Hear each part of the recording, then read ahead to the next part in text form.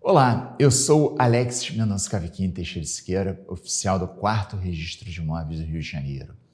Sejam todos bem-vindos a mais uma aula do curso. Esse é o 3º vídeo de uma série sobre alienação fiduciária de bens imóveis. Caso ainda não tenha assistido aos 2 primeiros, é interessante assisti-los antes deste, pois lá trataremos de conceitos, demarcação legal, direitos e deveres do fiduciário e do fiduciante, bem como alterações importantes recentes. Aqui, o objetivo é entender e atualizar-se a partir da doutrina das normas legais inerentes ao tema, bem como em relação às peculiaridades referentes aos aspectos registrais, a respeito do procedimento de execução extrajudicial de retomada da posse e, finalmente, as inovações legais e jurisprudenciais sobre essa temática da alienação fiduciária de bens imóveis.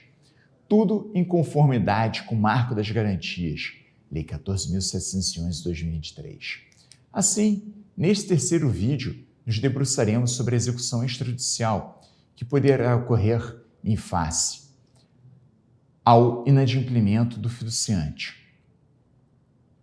Pois bem, até o surgimento da alienação fiduciária, o financiamento de imóvel era assegurado com garantia da hipoteca. E para executar o crédito hipotecário, era necessária, em geral, a intermediação do Poder Judiciário. O dinamismo das relações comerciais exigia um mecanismo ágil, com menor custo. Assim, a Lei 9.514 de 97 trouxe esse avanço no ordenamento jurídico. Hoje, contudo, mesmo a hipoteca pode ser executada extrajudicialmente, de acordo com a inovação trazida pelo Marco das Garantias.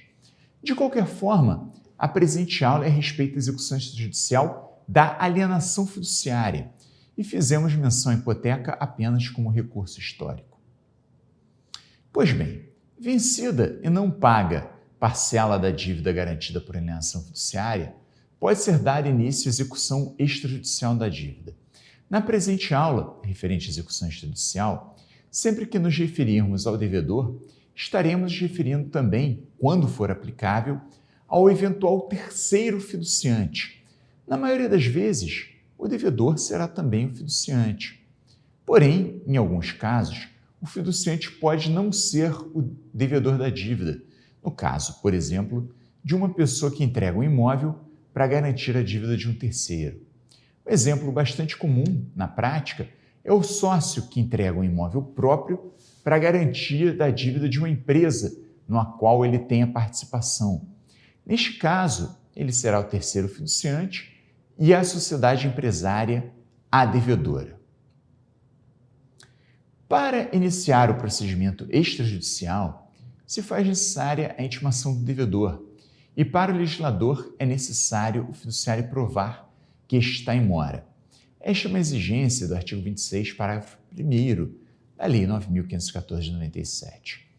O procedimento de execução inicia-se com intimação do devedor para que este pague em cartório o valor em mora no prazo de 15 dias da notificação. Logicamente, neste prazo ele também poderá pagar diretamente ao credor fiduciário. Tem o devedor o direito de purgar a mora. Pode ele ainda negociar com o credor fiduciário a dação em pagamento do bem imóvel em troca da liberação de toda a dívida remanescente. Em alguns casos, essa hipótese de dação em pagamento pode ser muito vantajosa para o fiduciante, uma vez que poderá ele se livrar da dívida sem ter que aguardar todo o procedimento extrajudicial de execução.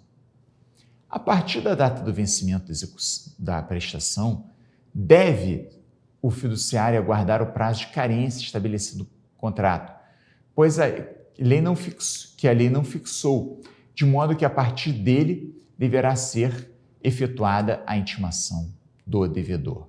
Ou seja, encontramos na Lei 9.514 de 97 diversas formas de intimação do devedor e do fiduciante, mas há uma lógica a ser seguida de forma gradativa. O primeiro passo é por meio de envio de aviso de recebimento postal ou presencialmente para o oficial de registro de imóveis ou seu preposto. E não sendo obtido resultado nesse meio, será efetuada a intimação por meio de edital. O oficial de registro de imóveis poderá ainda delegar a diligência para o oficial do registro de títulos e documentos, local onde a diligência da intimação deverá ser efetuada.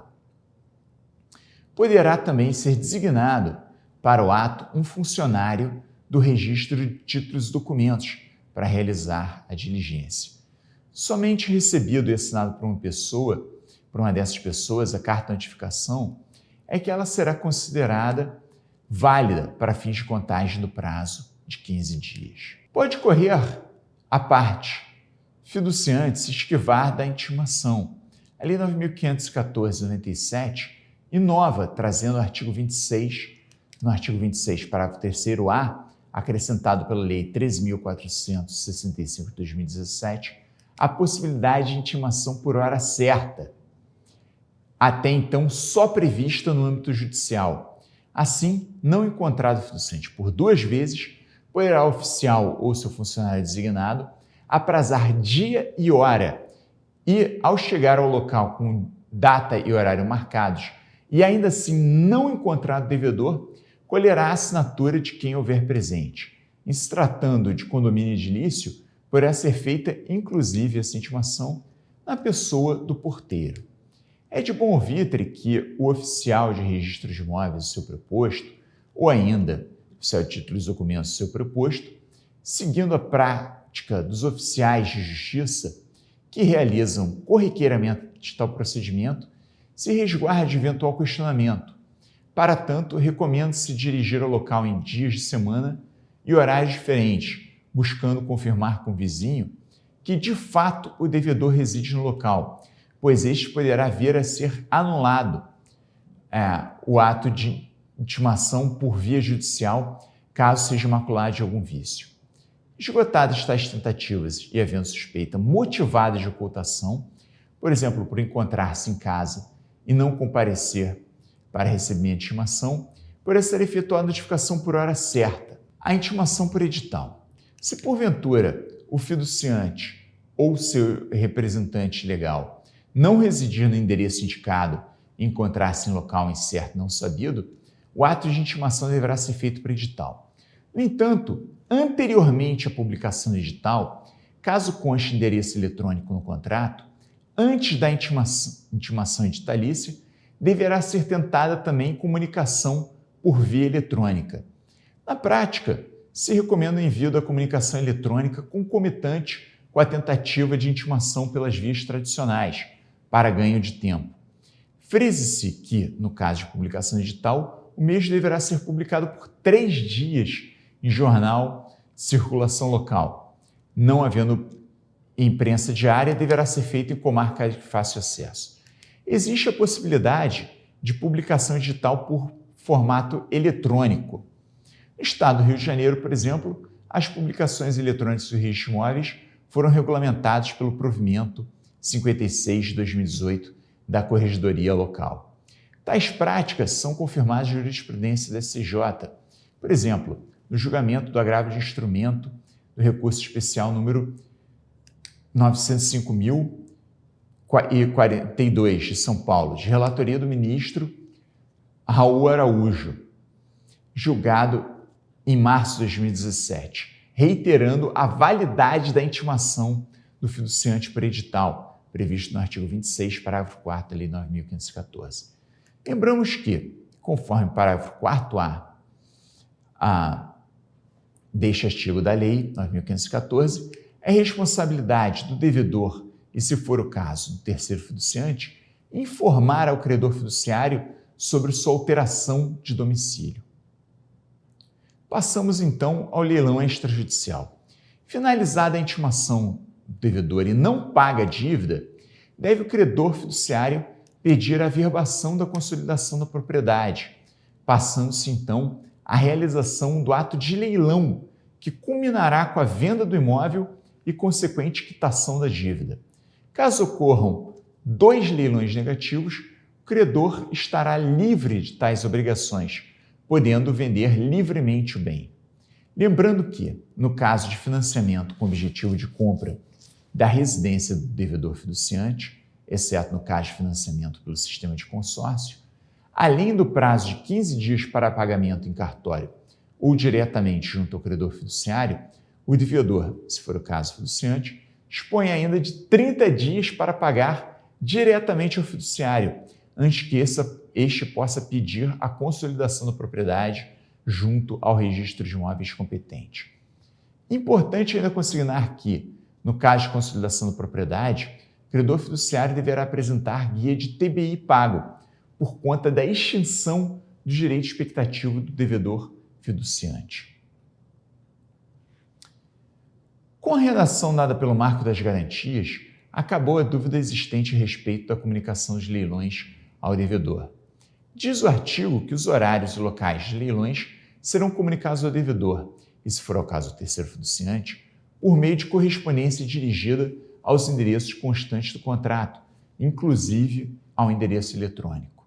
Acerca do prazo para a realização do primeiro leilão, estabelece o artigo 27 ser de 60 dias da data da consolidação. Redação esta dada pelo Marco das Garantias, antes o prazo era de 30 dias. No primeiro leilão, o valor mínimo de lance deverá ser igual ou superior ao valor estipulado em contrato ou valor avaliado pelo órgão público competente para cálculo de TBI, conforme preceitua o artigo 24, 6º, o que for maior nos termos do parágrafo único. Nos ensinamentos Melim-Chalub, o valor do primeiro leilão deve ser o mais próximo do preço de mercado imóvel, para que nenhum dos contratantes seja prejudicado. Caso nenhum lance no primeiro leilão atinja tal resultado, sucederá, de acordo com o artigo 27, o segundo leilão, cujo prazo correrá 15 dias a partir do primeiro leilão. O valor mínimo a ser apurado no segundo leilão vai depender do tipo de financiamento que a aliança fiduciária garante. O valor mínimo do segundo leilão para imóveis que se destinam à residência do devedor, exceto imóveis em sistema de consórcio, é regulamentado pelo parágrafo 3º do artigo 26A da Lei 9.514 de 97, enquanto o valor mínimo para segundo leilão imóveis que não se enquadrem como destinados à residência do devedor é regulamentado pelo parágrafo 2º do artigo 27. Desta maneira, percebemos que a regra geral é do parágrafo 2º do artigo 27, porém, mais comum é a aliança fiduciária que garante financiamentos habitacionais. Desta maneira, para saber o valor mínimo do segundo leilão, primeiro é necessário saber qual o tipo de financiamento e depois enquadrá-lo no dispositivo legal correspondente. Percebemos que o leilão será preferencialmente em formato eletrônico, conforme previsão do artigo 882 do Código de Processo Civil. Não sendo eletrônico possível, dar-se-á o leilão por meio presencial. A opção por meio eletrônico confere uma amplitude de público, possibilitando deste modo uma melhor possibilidade de se oferir uma boa oferta, com ganhos múltiplos para todos os contratantes. Efetuada a venda através de leilão, eventual valor que exceda a dívida, deduzidos os encargos, será entregue ao devedor fiduciante, conforme preceitua o artigo 27, parágrafo 4º da Lei 9.514 de 97. E, finalmente, chegamos à dúvida se, após os 2 leilões, o devedor fica exonerado ou não da dívida. Após a realização dos 2 leilões e arrematação do bem, ou após 2 leilões negativos, o devedor da operação decorrente de financiamento de imóvel residencial, exceto imóveis regulamentados pela lei de consórcios, fica exonerado da dívida, mesmo que o valor objeto da arrematação do segundo leilão não alcance o valor da dívida. No caso de financiamento que não tenha por base crédito residencial ao devedor, este continuará obrigado pelo saldo remanescente, podendo ser cobrado em ação de execução ou, se for o caso, pela execução de eventuais demais garantias da dívida.